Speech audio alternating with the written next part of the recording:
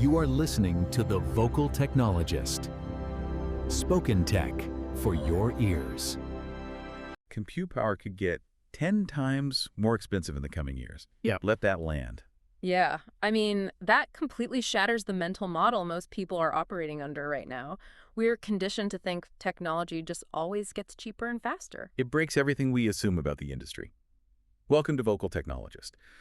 I am genuinely keen to pick this apart because we are looking through research papers and industry notes that highlight a massive glaring contradiction. Right, it's a huge contradiction. Yeah, on one hand, artificial intelligence tools are getting incredibly capable. Like, they are casually doing things that used to take teams of highly trained people months to finish. Exactly. But on the other hand, the purely human skills, things like judgment, taste, and just deciding what actually matters in the real world are suddenly more valuable than they ever been. The irony is that the technology is, finally doing the heavy lifting we always dreamed it would do, but it is leaving us holding a bag full of very intense, very human questions. Yeah. Because the physical reality of running these systems is violently colliding with the theoretical limits of what they can do.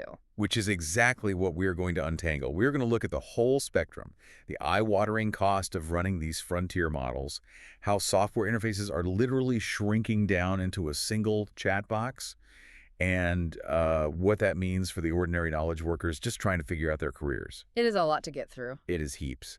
But that 10 times cost increase you just touched on, I have to push back on this. What happened to Moore's Law? Right, the golden rule. Yeah. Aren't computers supposed to get cheaper every 18 months? Are we really going backwards on tech costs, or is someone just having a lend here? Look, it is the most natural reaction to have because Moore's Law has been the heartbeat of the tech world for, half a century? Exactly. We are entirely used to transistors getting smaller, processing getting more efficient, and, storage dropping to literal pennies.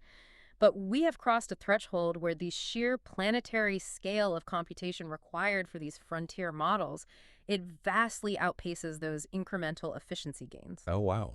Yeah, we are no longer just optimizing software. We are hitting the hard limits of physics and industrial supply chains. So we are talking about the actual physical stuff, like the steel, the copper, the concrete. Spot on. The massive imbalance right now is between the economic value AI can generate and the physical reality of supporting it. The demand for intelligence is effectively infinite, but you cannot just download a hyperscale data center. Right, you have to actually build the thing. To build one, you have to acquire hundreds of acres of land. You have to negotiate power purchase agreements with energy grids that are already stretched to their absolute limits. Which takes years. Exactly. And you need heavy-duty industrial transformers, which currently have a wait list of several years. Then you have the cooling systems, the water rights, and the specialized silicon chips themselves. The physical world just moves at a glacial pace compared to a software update. I reckon people picture AI as this, ethereal cloud of math floating above us. But it is actually a massive, roaring warehouse in the desert, sucking down gigawatts of electricity and millions of gallons of water. It is heavy industry. It is heavy industry on a scale we haven't seen since the post-war manufacturing boom. And the consequence of that bottleneck is a brutal filtering process for the entire market. How so? Well, if the cost of renting compute power rockets up by 10 times because of these physical constraints, it immediately concentrates immense power in the hands of the massive companies that already own the most efficient models. The ones with the deepest pockets. Yeah. They are the only ones who can physically afford to keep the lights on when the electricity bill jumps that high. So what happens to everyone else? What that actually does in practice is quietly wipe out all the low-value applications. Think about all those dodgy, generic apps you see online that do a, mediocre job of summarizing a PDF or writing a polite email for you. Yeah, there are thousands of them. Right, and they operate on razor-thin margins. If their server costs suddenly jump by a factor of 10, their unit economics instantly collapse. The business model vanishes overnight. They literally can no longer afford to think.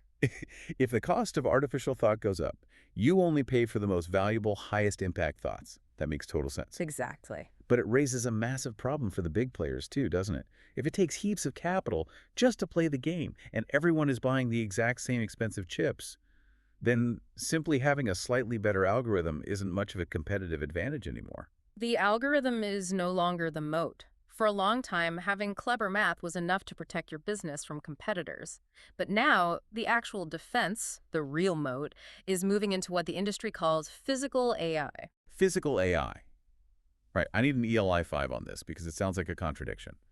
How does a massive software model in a data center become physical? The biggest companies are realizing that digital data text on the internet, Wikipedia articles, forum posts, it has mostly been scraped dry. Everyone has access to it. So the well is empty. Yeah, the digital well is empty. Ah. To make models smarter, you need new proprietary data. And the most valuable data left is how things interact in the messy physical world. So they are building intelligent engineering systems, Like what? like deploying autonomous machines, robotic arms in factories, self-driving logistics vehicles, advanced manufacturing sensors. Because the real world doesn't play nice. Like it rains, shadows confuse cameras, humans drop things on the factory floor. Precisely. Gravity and friction introduce a level of chaos that you cannot easily simulate in a pristine software environment.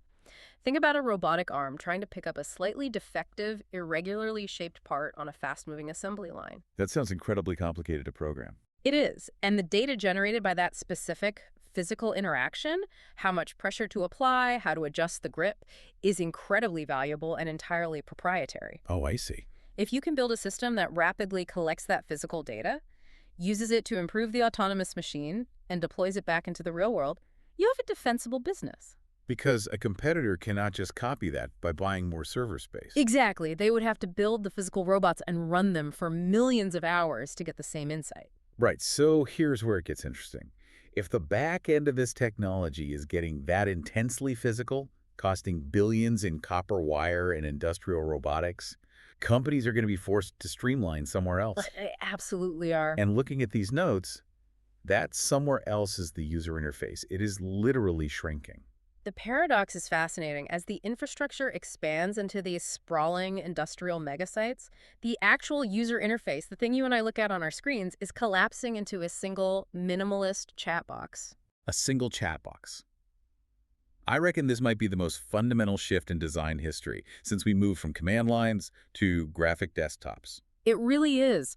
We are witnessing the death of the traditional application ecosystem. The death of the app. Yeah, historically, computing was heavily siloed. If you wanted to check your bank balance, you opened a specific banking app. If you wanted to edit a photo, you opened a dedicated editing app. Right, everything had its own little native environment. Every task required you to navigate a unique space. But AI agents are rapidly becoming the universal front door to the internet. Users are starting to interact with complex services without ever actually opening the underlying applications. So the agent just does it for you. You simply tell your assistant what you want to achieve, and the assistant navigates the software in the background on your behalf. But hold on, if the AI is doing the navigating, what happens to all those user experience rules we have spent decades perfecting? Like, users expect buttons to look a certain way or navigation bars to be at the top. This is where designers are hitting a wall with something called Jacob's Law. Jacob's Law. Yeah, it is a foundational principle in user experience design. The law basically states that users spend most of their time on other websites, so they expect your website to work the same way as all the others. They crave familiar, human-centric patterns. Exactly. But how do you apply Jacob's Law when the user interacting with your product is no longer a human with eyes, but a string of code, an artificial intelligence agent? That is a wild, dual reality to be stuck in. You are designing for two completely alien entities at the exact same time. Software teams are being forced to build coherent, visually pleasing interfaces for humans doing deep, complex work. But simultaneously, they have to ensure the underlying architecture, the APIs, the data structures is incredibly easy for an AI agent to understand, invoke, and render as a simple text-based component inside a chat window. Here is the analogy that helped it click for me. Think about designing a menu for a high-end restaurant. You used to design it with beautiful typography, lovely photos of the food, and evocative descriptions to impress the diner sitting at the table enjoying the ambiance. Right. But today, you also have to design that exact same menu so an Uber Eats algorithm can instantly read it, scrape the data, categorize the allergens, and order the chips without getting confused. That is a great way to put it. Because if the algorithm cannot parse your fancy PDF menu, you simply do not get the sale. The underlying structure effectively replaces the visual aesthetic as the most important factor. If an AI agent cannot seamlessly access your service through an API to complete a task for a human user, your product becomes invisible in this new ecosystem. It just drops off the map. It ceases to exist for a huge portion of the market. If you are keen on how we pick apart these trends, make sure you subscribe so you don't miss the next one. Because the collapse of the interface really forces companies to ask some very uncomfortable questions about where their value actually lies. Like ad revenue, right? Exactly. If your entire business model relies on humans looking at banner ads inside your app, but an AI agent is now completing the task in the background without ever loading a single pixel of that screen, your revenue goes to zero overnight. Which brings us to the part nobody's talking about. Let's push this into the actual workplace because this is where it gets highly personal. We have agents navigating the apps for us. We have software building the interfaces. Yeah. And there's a section in these papers detailing how AI can now transform vague product requirements into perfectly testable development code in seconds. How does it even pull that off? Large language models have developed an incredible semantic understanding of human intent. They don't just parrot words, they map the underlying logic. So they understand what you actually want. Right. When a product manager writes a vague bullet point saying, make a secure login page, the AI can translate that intent against vast libraries of known coding standards. Oh, wow. It instantly breaks the vague request down into an abstract syntax tree, generates the necessary database queries, writes the front-end components, and spits out deployable code. It just does the whole stack. It handles all the repetitive translation work that used to take junior developers a week to figure out. Wait a second. So you are telling me after I spent the last 3 years pretending to understand Python just to sound smart at barbecues, the most important skill is actually just having good taste? I am absolutely shattered. What are the humans supposed to do? That is the existential dread keeping a lot of knowledge workers awake. How bad? The most compelling framework we are seeing emerge is that human roles are becoming barbell shaped. Barbell shape, so incredibly heavy on both ends and completely hollowed out in the middle. For the last 30 years, a massive amount of human effort was spent entirely in the middle of the barbell. The busy work. The actual building, the rote coding, the project management, translating meetings into spreadsheets, moving data from one system to another. It was the mechanics of execution. And AI's eating that. AI is currently eating that middle section alive. It is ruthlessly efficient at execution. As a result, human workers are being pushed outward to the two heavy extremes of the barbell, where the algorithms struggle. Let's break down those extremes. Yeah. What is on the left side of the barbell? On one end, your primary job is deciding what to build. It is pure strategy, deep empathy, and the ability to identify genuine, painful human problems in the real world. You have to figure out what is actually worth solving. Exactly. Then, on the completely opposite end of the barbell, your job is figuring out how to sell it. The human element. It involves building human trust, generating influence, communicating a vision, and getting people to actually care about the solution you just built. So after all this hype about artificial intelligence, it really is a stunning realization. The tech industry spent decades obsessing over complex technical frameworks and optimization, and now the most critical tech skill left standing is human judgment. There is a dangerous concept circulating right now called the productivity mirage. The productivity mirage. It is the illusion that simply because you can build software faster using AI, you are automatically creating more economic value. But hyper-efficient execution is not the same thing as value creation. Because you can just build the completely wrong thing at lightning speed. You can churn out 100 flawless features that absolutely nobody asked for. The best automated tools in the world cannot replace the discipline required to identify a valuable problem. Taste, iteration, and a deep understanding of human frustration are what make the end result valuable, not the speed of the code compiler. To make this concrete, let's look at that what to build side of the barbell, the messy reality of identifying problems. There's a brilliant example in the notes about the behavioral health industry. Yeah, behavioral health is the perfect case study for this dynamic. The societal demand for mental health services is booming. We need more therapists and clinics. Absolutely. But there is a hidden, brutal reality to running a clinic, which is the complex math of medical insurance billing. It is an absolute nightmare of administrative friction. Oh, I've heard it is awful. Providers struggle for months just to get paid because the rules are Byzantine, the billing codes constantly change, different insurance portals require different formats. And the legacy systems refuse to talk to each other. Exactly.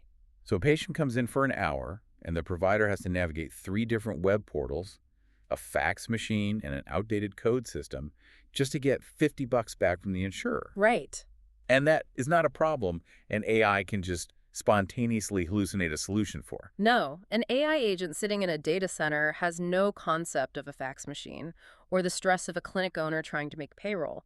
It requires a human to willingly step into that messy, frustrating contradiction. A human has to sit down and map it out. A human has to build trust with the clinic staff, map out the absurd, convoluted insurance requirements, and identify the exact points of friction in the workflow. And then the AI comes in. Only after a human has mapped the mess can you point the AI at the problem to generate the code for a better billing system.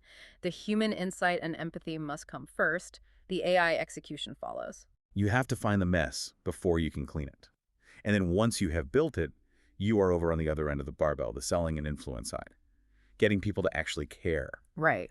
If the cost of creating software, writing articles, or generating marketing copy drops to zero, the market is going to flood. Just absolute noise. We are going to be drowning in perfectly competent, grammatically correct, AI-generated content. So the question becomes, how do you stand out when competence is a commodity? This is where personal brand and genuine influence become massive levers. But it is not just about making more noise or shouting louder than the algorithm. What is it about then? Lasting success on the influence side of the barbell relies entirely on authenticity and hard-won expertise. A language model can summarize a textbook flawlessly, but it cannot share a painful lesson from a failed startup. That is so true. It cannot articulate the specific, stomach-churning anxiety of a difficult boardroom negotiation. Humans are wired to connect with human experience. Prioritizing genuine impact, vulnerability, and real-world scars over cheap synthetic attention is something an algorithm simply cannot fake. That human experience is so messy and complicated. There's a concept we found in the research that beautifully captures what it feels like to be a human, trying to navigate all these broken systems while the technology is racing ahead. It is called the Border Collie Faustian bargain. Ah, yeah. It is an incredibly powerful metaphor for modern knowledge workers. Think about the temperament of a border collie. Right. They are highly intelligent, hyper-vigilant working dogs. They stand on a hill and see the entire field. They notice the exact moment a single sheep steps out of line or the flock starts drifting in the wrong direction. They notice the contradictions that everyone else misses. Now, imagine an employee who operates exactly like a border collie. They look at their organization and they see all the inefficiencies. They see the badly aligned incentives, the broken communication processes, the technical debt. They see the glaring gap between what the company publicly claims to do and what it actually does on a Tuesday afternoon. They see the hidden math. Just like the clinic owner dealing with the insurance billing. I have felt that. You sit in meeting, you look at a massive spreadsheet that makes absolutely no sense, and you see exactly why the project is failing. But seeing the mess puts that employee in a Faustian bargain. Because they see it, they have to make a choice. What is the choice? Do they act like the border collie and try to herd the sheep? Do they speak up, challenge the existing systems, risk angering their manager, and expend massive amounts of emotional labor to translate the mess so it can be fixed? Which takes a massive toll on you. You become the annoying guy who is always barking about the process. It is deeply exhausting to be the one who cares. The alternative is to deliberately ignore your own instincts. You just turn it off. You conserve your energy, accept the cultural contradiction, shut your laptop, and just do the bare minimum to collect a paycheck, or you walk away entirely. And that specific choice, deciding when to bark, when to fight the system, and when to just go get a flat white and walk away, that is pure human judgment. Exactly. An AI agent running in a chat box doesn't feel organizational friction. It doesn't know when a process is technically correct on paper, but completely toxic to the company culture. It lacks the context. It lacks the context of human relationships, office politics, and emotional exhaustion. And that is exactly why human judgment is the ultimate bottleneck in this new era. Because it is the only thing that can filter the output. An AI can give you 100 different variations of a software feature, but a human has to decide which one actually resonates with the emotional pain point of the customer. Right. An AI can draft 100 perfectly polite marketing emails, but a human has to read them and know which one sounds authentic and which one sounds like corporate sludge. It is almost a relief in a weird way. The tech industry spent the last 20 years demanding we all turn ourselves into hyper-optimized machines, obsessing over coding syntax and productivity hacks.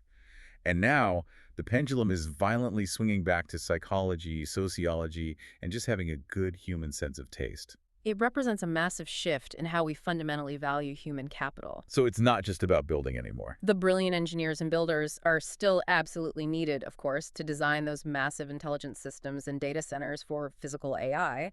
But for the vast majority of people, the everyday knowledge workers, the assignment has completely changed. You are no longer valued for your ability to act like a machine. So we pull it all together.